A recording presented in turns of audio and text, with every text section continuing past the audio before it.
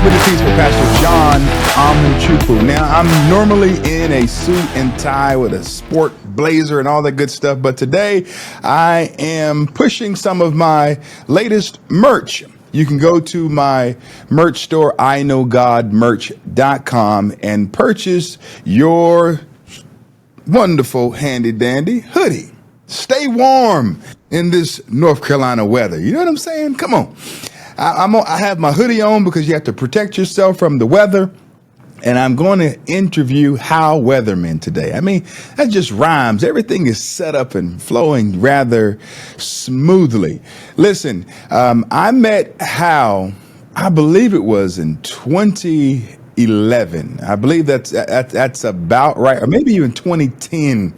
I have an old email from Dan Forrest when he was preparing to launch his campaign, and it's like some gray texture on the image with some orange writing. I can see it in my head.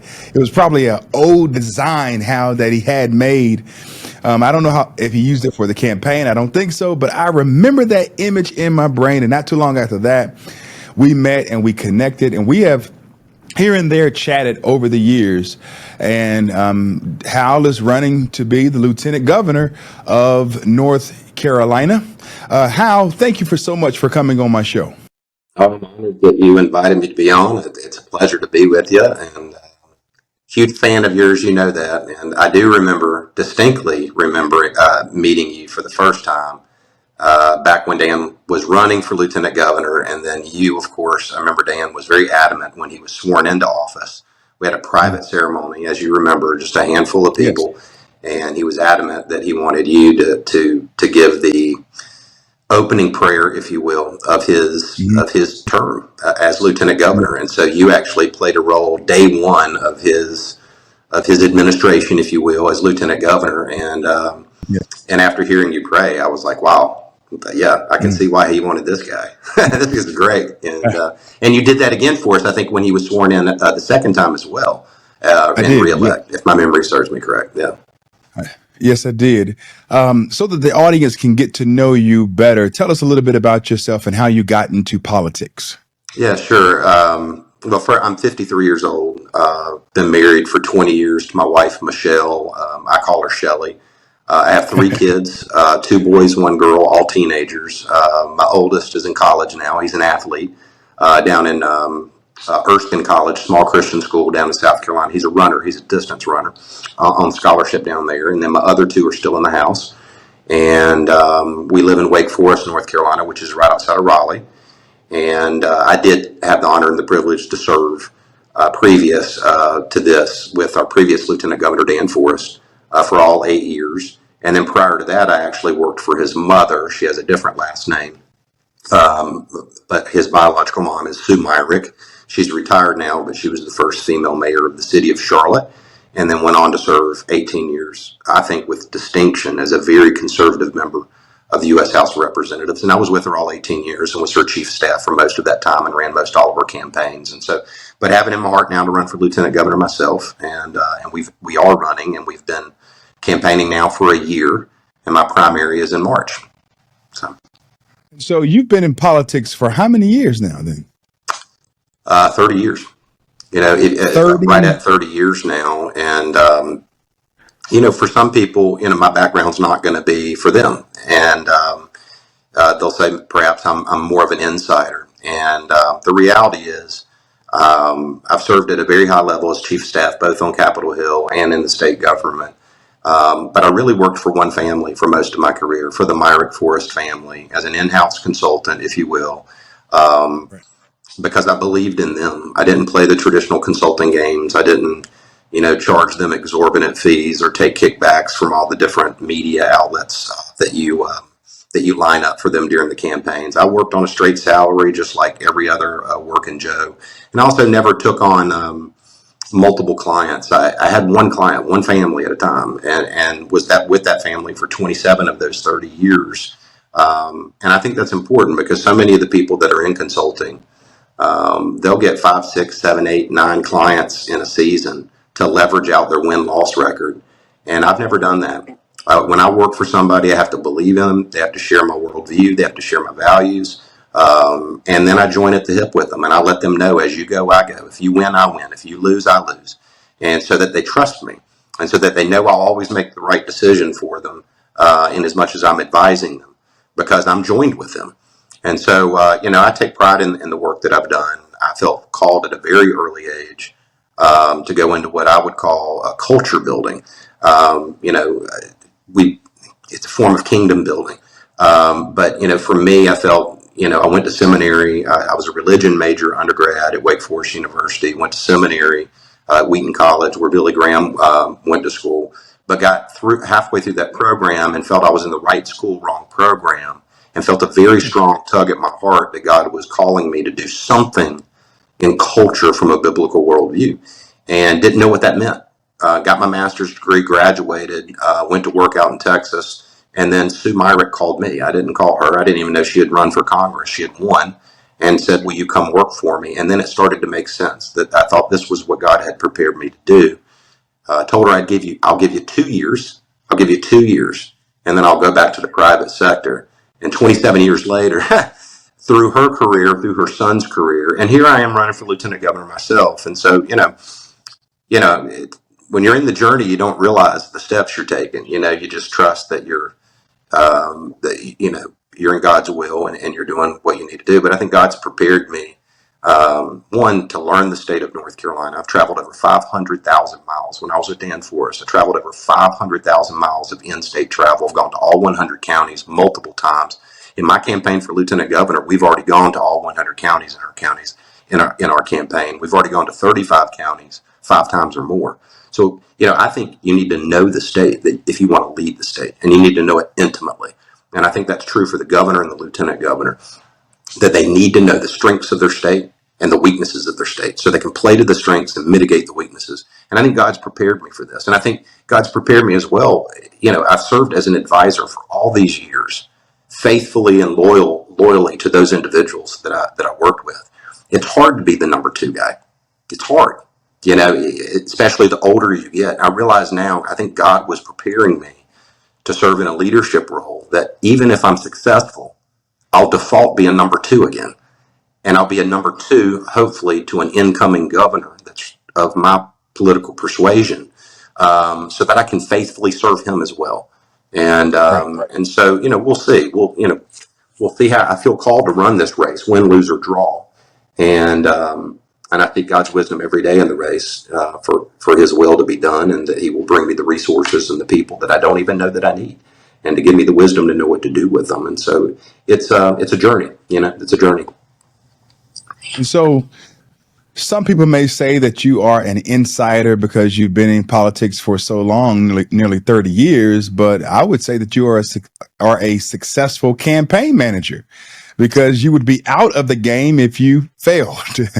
Well, But true. I mean, yeah, I've run 14 campaigns in my life, and I've won right. 13 of them. And when I say I don't say I won. We won. Our teams at those respective teams, we won those races. Well, no, But if you would have lost, you would have got all that credit and all that blame. And so, trust me, you can join in on the win as well, leading successful campaigns. Go ahead. well, I'll just say this. To be brutally honest, I learned more in the one defeat than I ever learned in the 13 victories. I learned about who my real friends were. I learned about how to handle defeat, because I'd never experienced that in the political realm. I learned not to trust as I move forward in my campaign, not to What trust was in that? my What was talents. that one? What was that one defeat that you're keying in on? So we lost the governor's race, as you know. Right. Dan Sure. Forest, we started off running for lieutenant governor, and we were very successful. Hmm. Back in 2011, 2012, when I met you. I know Dan already knew you. Sure. Sure. But Dan was only the second Republican back then elected since 1896. I don't think people realized how hard it was to win that race. And Yes. to this day, that is my favorite race, and it was the most challenging race, even more than the governor's race. Um, Right. because nobody gave us a prayer to win. Absolutely no one Mhm. when we filed to run for that. And because the Dems basically had 140, with one exception, had 145-year stranglehold on the office. And so we went out and retooled the office. We retooled the race, the dynamic of the race. At the governors up here, lieutenant governors, a little bit lower down here, in the attention span of the public. And so we decided that the only way to win this race was to run a non-traditional campaign and to go to all 100 counties multiple times and take the race to the people. And we won. And then came back and won again in 2016 when the Republican governor ahead of us on the ballot, lost by 10,000 votes, and we won by 360,000 votes. But even with all those victories and all the races with Sue Myrick that won over the years, from a personal standpoint, I learned more in defeat than I ever did. I learned not to trust in my own talents, my own beliefs, the fruits of my own labor, to really turn things over to God in a way that I'd never done before. So we're very prayerful in this race. We focus not on election day, though we aim to win. We have a good team, good strategy, good experience, Sure. good people, but we focus on the journey. That is our focus every day, every encounter, every interview, every one-on-one encounter that we have with anybody. That's where my attention is at that moment. If That's you what I learned if in you the had city. to if you had to mention maybe 2 to 3 things that you learned from that failure that has now catapulted you to grow, even now running as a candidate yourself, what would Yeah. those things be? Well, first, I don't like defeat. That's victory. That's lesson number one. I don't like defeat. I don't like losing. But in That's the all mindset of seriousness, a winner. yeah, you learn who your friends are. You really do. And so I have Okay. this weird ritual that I've done every campaign cycle, going back 30 years. If I'm running a campaign the night before the election, the night before, 10 o'clock, 11 o'clock, I go in my inbox, my email inbox, and I look to see how many pending emails came in today. How many people did I interact with? And then I do that in the event that we lose the next day. And nothing ever came to fruition for all those years until we lost the governor's race. The night before Danforth lost, we lost the governor's race. I had 648 emails personally to me. I mean, it's a statewide race. We have 11 million people. I would routinely during the campaign go start at about 7 a.m. and it would take me until about 11 a.m. every morning just to answer emails because it's a massive state. I had 648 emails that's etched in my mind. The day that we lost, the day after we lost, I had zero. I didn't get my first email into my inbox for 3 days. It's the closest thing to death is losing a statewide political race. And then you start to realize who your friends are. And I won't name names, but I did have an individual reach out to me. He texted me, and he had known defeat. He had a promising career, and then he kind of got wiped out at the statewide level. And this was years ago. And he texted me, and I was in no mood to talk with him. And he texted me again and texted me again. About 3 days went by, and finally he called me, and I finally took it. And, gave me just solid, good, godly advice that your life will go on, that what you need to do is to focus on, learn from this, and let God humble you. And I will say this, what I learned the most, that would be number one, is who your friend are. Two, I would say would be what the true nature of humility is. When you lose a statewide race, to say you're humbled is not enough. It's just not enough. You're humiliated. And I use that word like strategically. You are humiliated. And it puts you on your knees.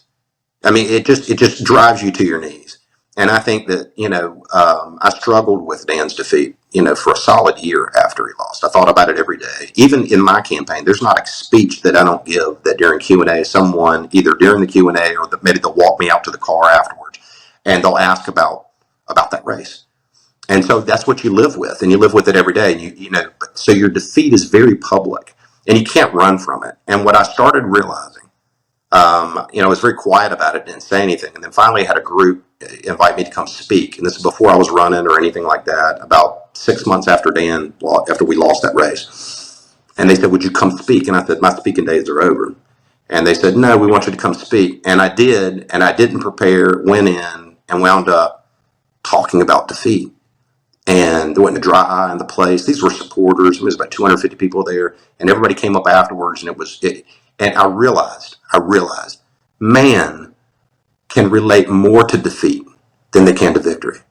We can relate more to defeat than we can to victory. And for all those years, I was riding high on success and victory, and and trying to relate to people, and I wasn't relating. It's when I got a taste of defeat that God made my heart raw to where I could have empathy when I would encounter someone else that has defeat in their life, be it political, be it personal, be it drugs, be it addiction.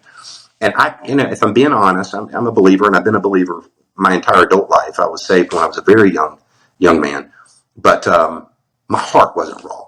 God made my heart raw through defeat, so that I could relate to people in a way that I've never done before. And so that's what's different about this campaign, is that Okay. I'm a different person. I'm the same person, but I'm a different person because I've experienced defeat. And I realize everybody, this is true, everybody that I encounter on the campaign trail, everybody has a story. Everybody's going through something. My favorite quote is actually not even a biblical quote, though I think it's very biblical in its implications, is Henry David Thoreau, the author, back in the 1800s. He wrote, "The mass of men lead lives of quiet desperation." The mass of men lead lives of quiet desperation. And I realize the older I get, and now that I've tasted defeat, that is so true.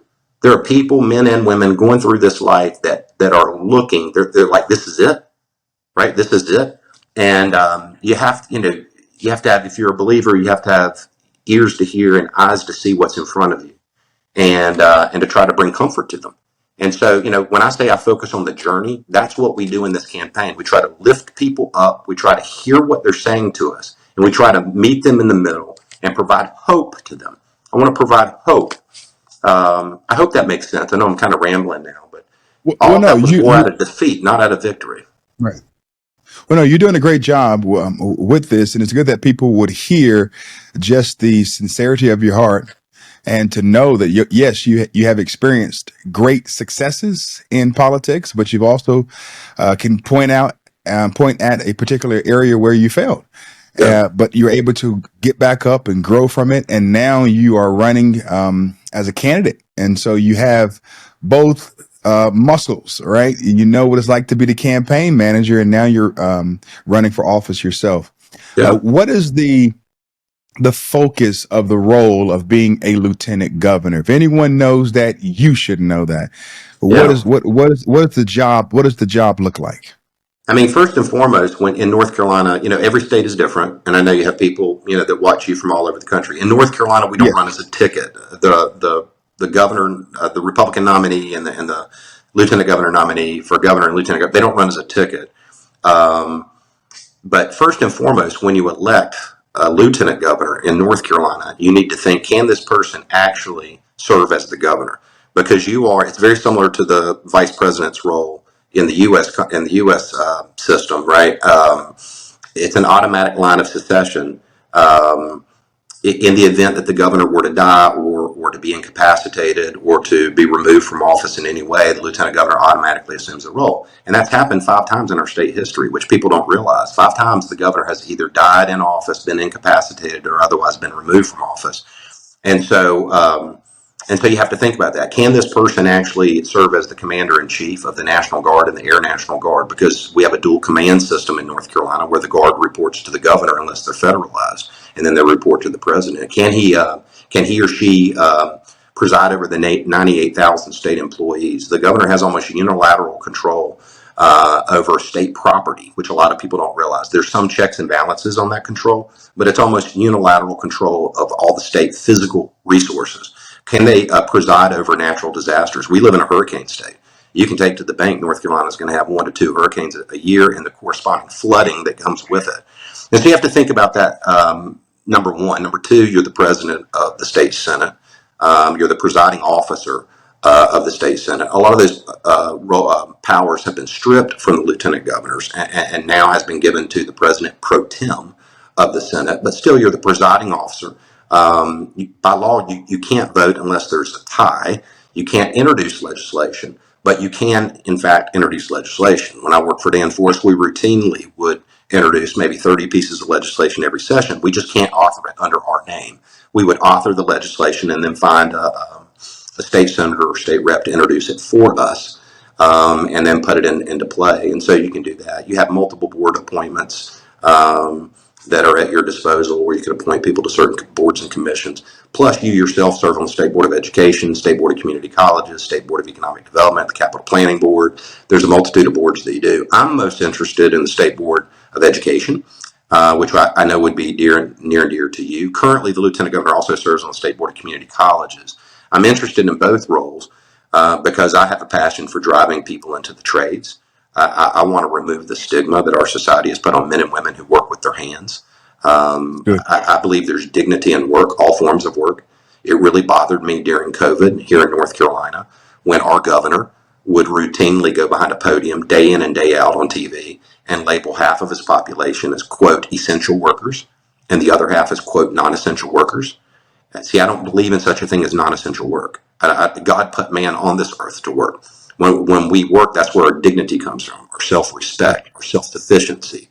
That is where we automatically train the next generation, our children, what is expected of them. It all starts with work, and there's dignity in all forms of work. And so I want to use the office of Lieutenant Governor to drive people into the trades and to restore the basic concept of the dignity of work. I also want to use the State Board of Education role to do something, again, near and dear to your heart. I want to fight Sure. CRT, SEL, DEI, all these three-letter acronyms that are basically just the DNA of the woke agenda broken into their component parts and being shoved down our throats. And I want to stand up and I want to fight that. In the boardroom, I want to fight it in the classroom, I want to fight it in the courtroom, I want to fight it in the hospital room. You know, the family is the basic building block of society, and it's under assault and under attack, as you well know, in all of Sure. these rooms. And so, as Lieutenant Governor, I think I could help do that. And then the other thing I would simply say is, you know, we will have a new governor in North Carolina. Our current governor's term limited, so we will have a new governor. Yes. And I want to be there. My hope, my desire is that, a man named Mark Robinson will be the governor of this great state. And I would like to be there to serve him as well, though we're not a ticket, though he does not need me. He's an excellent campaigner and will be an excellent governor. But I do think my 30 years of experience of federal and state inside work will help complement him. And that's what I would like to do. I would like to be there to serve him and the people of North Carolina. All right. We have about 2 minutes left. Let's think hypothetically. If you were in an arena right now, and I believe there's is it 10 or 11 million people in North Carolina? It's Over 10, not quite 11, I believe. Yeah, right at pushing 11. And say we had a stadium, I think NC State, my alma mater, is the largest stadium in the state, much bigger than UNC and ECU. All right. I'm a Wake Forest guy, but I have no problem with NC State. So we're good. That's right. If you were a Tar Heel, we would not be doing this interview. I can't say that because I'm running for lieutenant governor, but I'm okay with state. Right. You're good. See, my wife went to UNC. She's not perfect, but she did something right in marrying me, I guess. But let me say this hypothetically: if you're in an arena right now in North Carolina that can fit all 10 million plus people in North Carolina, and you have 2 minutes to say something to everyone at one time, what would you say? Great question. I would say that that I have certain fundamental beliefs that all mankind has fallen, all of us. There's not one of us perfect. We have all fallen, and we've fallen short of the glory of God, and we are in need of God's redemptive grace, and that grace is freely given to you, no matter your color, your creed, your background. God doesn't care your pedigree, doesn't care the degree you hold, doesn't care the lineage that you come from, doesn't care your failures, doesn't care any of that, right? It's freely given as long as you accept a personal relationship with his son, Jesus Christ. That's what I would say. And then I would say that that's the gift that's there. And then I would probably talk about what I just talked about, that the mass of men lead lives of quiet desperation. What you're really doing is you're trying to figure out, why am I here? What is my purpose? And where's my eternity going to be? The Bible says that man has it in his heart to understand eternity. We just can't understand the ways of God before and now and moving forward. We just can't quite understand that because it's too big for us. But we have it in our heart to understand that there's an eternal life after this. And so I would share that message, which is really a message of hope, because at the end of the day, I'm running for lieutenant governor. But at the end of the day, politics is not going to save us. Politics is not going to save us. Culture is not going to save us. There's no institution on this earth that's going to save us other than Jesus. That's it. And that's where the hope is. And I want to instill hope in people. I want people to have hope in a precarious world that we live in. And I would simply stop with that. I mean, that if I had that wonderful opportunity, that's how I would seize it. And I would hope that God would give me the words to say it in such a way that it would touch some people, even if it's just one person, and that they would find that hope and that peace and that eternal security. Hal, thank you so much for coming on with me today. You all have been listening to Disturbing the Peace with Pastor John Amanchukwu. I'm thankful for this opportunity to be able to sit down and interview Hal Weatherman. I'm going to ask that everyone would consider following him and or supporting him. Where can people go to follow you and support you? HalWeatherman.com. If you want to go to a website, HalWeatherman.com. But we're on Facebook. Follow us on Facebook. Just type in Hal Weatherman. You'll find it.